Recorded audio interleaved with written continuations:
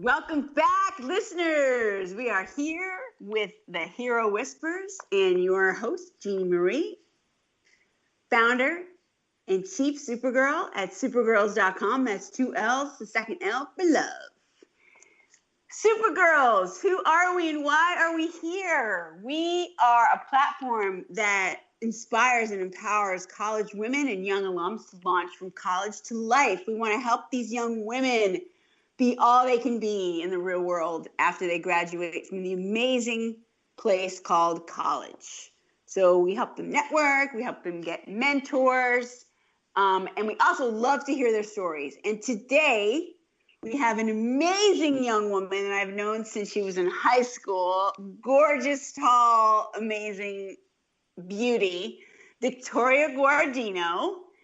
And she joins us from NYC. She grew up in New York City. She is a recent graduate from Trinity College. She attributes her independence and spunk from growing up in New York City as an only child and product of divorce. In college, she majored in both sociology and creative writing. Victoria, the Queen Victoria, has always been outspoken about her opinions and beliefs, and studying sociology has only strengthened her understanding of how the world is created to advantage some and disadvantage others. However uncertain about her future, Victoria knows that she wants to dedicate her life to helping those that are systemically disregarded, doing work that makes her go to bed at night feeling accomplished. This past fall, Victoria spent 4 months studying abroad in Copenhagen, Denmark, and she hopes to one day move back there and immerse herself fully in Danish culture. Wow, that is so cool. Victoria, welcome to the show. Hi, Jeannie. Thank you so much for having me. This is so exciting. OMG. I have been wanting you to be on this show forever. So, everybody, she is so cool. She was like BFFs with my son in high school. And her mom is Queen Eleanor of all queens. She is amazing. She is super talented interior designer. And she has been on the podcast before, too, because she's got mad design skills. She helped us in our new home, and it looked really amazing because of her eye for color and all that. So shout out to Eleanor on the call. Eleanor! Shout out, Eleanor.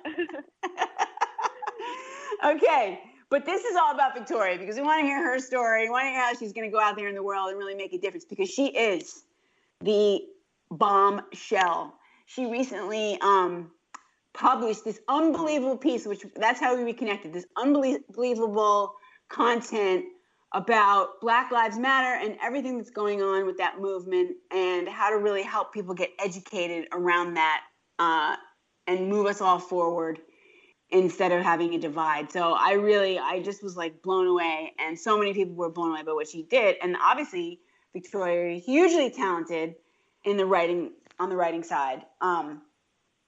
And again, I just want to say congrats on your graduation. Woo! You're a graduate in the real world. Woo! I know, it's pretty crazy. It is. I can't even believe it. Like, you guys are like, graduated now, and I knew you went. But what is this thing about you feel? I mean, obviously there's been a lot of uncertainty in the world right now and stuff, but you mentioned being uncertain in what you want to do. And I would love to hear your journey and, how you got here and how you're thinking about the future. Yeah. So right now, I don't know what I'm planning on doing for work. I graduated last month from Trinity, and I am definitely scared by that. Like everyone's saying, this quote unquote most unprecedented times that we're living through is very frightening. But for some reason, the fact that there are 40 million people in the US that are currently unemployed, it makes me feel a little bit better that I don't have a job right out of college. But I've just been trying to take this time in quarantine and focus on myself and trying to be productive, like working on my activism and just like personal passions that I've had that I've hadn't had time for in the past 4 years, and, just recharging and resting. But I studied sociology, I studied creative writing, and both these majors aren't something that, has a definite career path. So it's not like I was doing like finance and then I know that I'm going to spend the rest of my life working on finance. Like you really have a lot of options, and people, the alums from my school and other schools that I know who study sociology, go into many different career paths. So I'm currently really interested in media and publishing, and journalism, like editorial writing. So I'm going to try and get into that world, but also just like feel it out. I feel like sociology gave me a really good background and just head on my shoulders. So I feel like I can just take this degree and my knowledge and, do anything with it. So that makes me feel a little bit better. Okay. You are a force to be reckoned with. And absolutely whatever you decide to do you're going to rock it. I mean, truthfully, I mean, that's you guys, you go to these amazing liberal arts schools and you study these subjects that you are fascinated with, right? And you learn so much. And like, I'm amazed how you guys graduate today, and you just have such a beautiful perspective on the world. It's just so different than when I was your age. And so much you can do with that, especially in writing. And as far as having a job, yeah, you're right. I mean, the thing is, you're going to work the rest of your life. Exactly. I mean, you're working towards it. As long as you're working towards it and thinking about it and all that, I mean, you work really hard for 4 years. You need a little bit of a rest. So yes, definitely. I know Eleanor feels really good about that too. I'm sure she agrees. She's all about the Zen. Yeah, she's trying to get me to do Pilates with her. So awesome. Yeah, how do you stay centered and focused? What is your kind of routine? Honestly, I attribute it all, the little bit of sanity that I do have, to therapy. I think that there are some people who are so health and not being okay and wanting to force this narrative that we always have to be okay and strong and, hold ourselves together. But in this day and age, it's impossible. I mean, I have been going to therapy most of my life, and it's just been a constant safe space for me, a place where I can talk about things that are going on, no matter how small or big or whatever. And really just talking to someone about things happening in my life has kept me sane. I'm not a huge fitness person. I'm not a huge, just like, I don't know, really just doing things so simply. Going to therapy and having meditation apps on my phone, for the most part, are like the top two, like Zen, like mental health things that I do to keep myself sane. Well, everyone's different. So that's why I was just curious, because it feels to me, that you're really centered. The piece I want to talk about that for a minute, because it was so monumental and so, it's so telling, and just like about, who you are as a human. That, can you share a little bit about that, with like how you got inspired to write that and curate it with your friend and then share it, and it was beautifully done. And just, I don't know. I mean, that's like what movements are made of. So I would love for you to talk about that.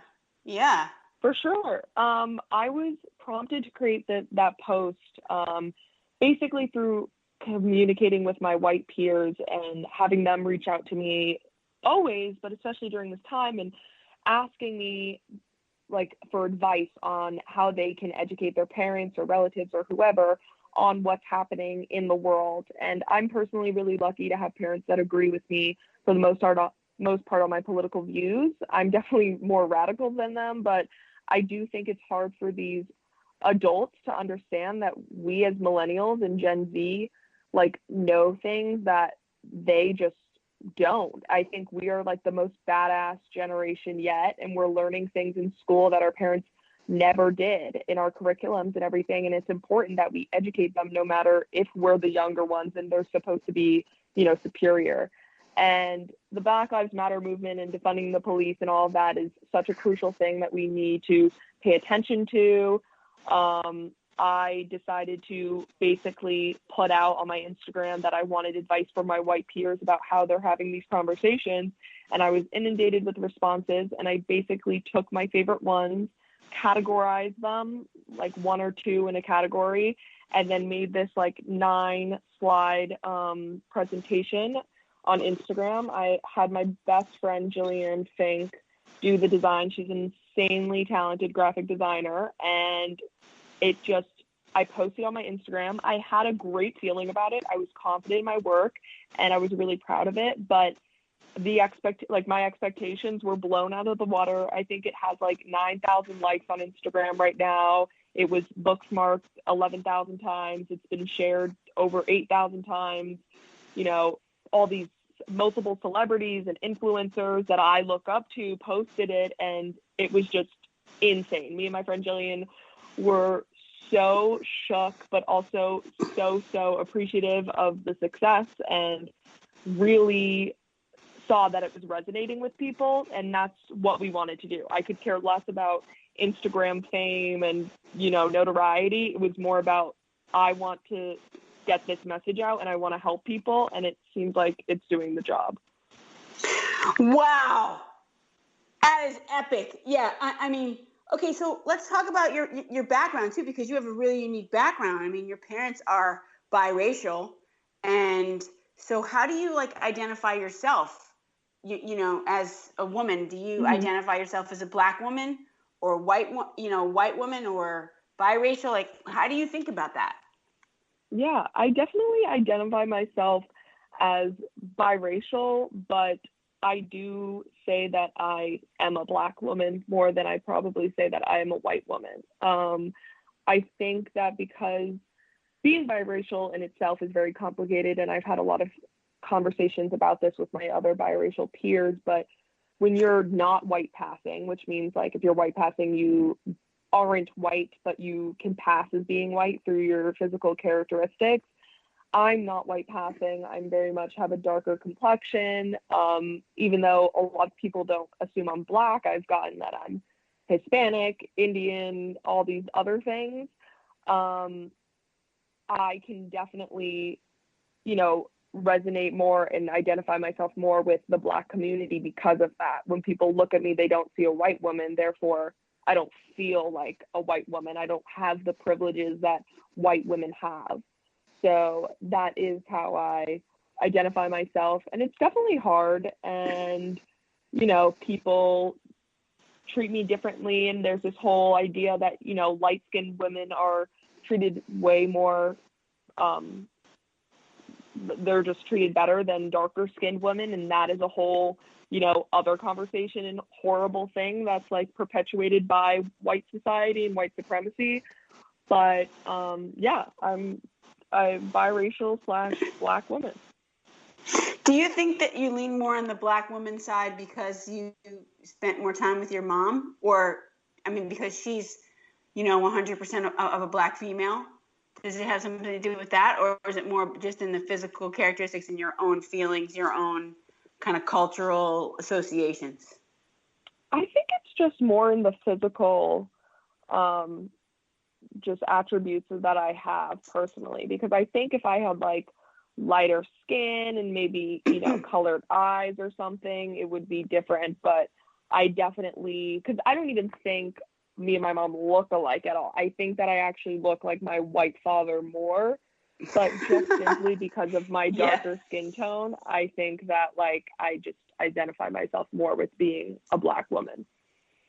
Just so you guys know, she is freaking gorgeous. She's like this tall, thin, exotic-looking female. So yeah, I can see why people get confused. People get confused. She would be on the runway. Yes. Maybe she should do that, Victoria. I think you should be on the runway. Oh my God, I don't know if I could do that.